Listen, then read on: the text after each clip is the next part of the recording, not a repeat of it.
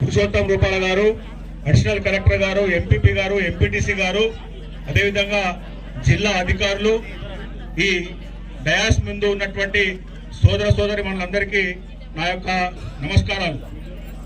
ఈ యొక్క కార్యక్రమం యొక్క ముఖ్య ఉద్దేశం ఏంటంటే వికసిత భారత్ సంకల్ప యాత్ర.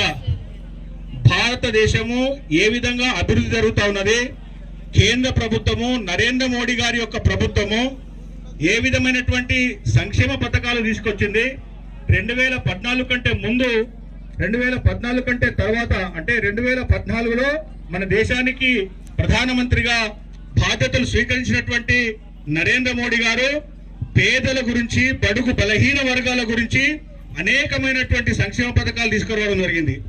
ఈ సంక్షేమ పథకాలన్నీ కూడా ప్రతి ఒక్కరికి అందజేసే విధంగా మరి ఈ పార్టీ ఆ పార్టీ అని కాకుండా అర్హులు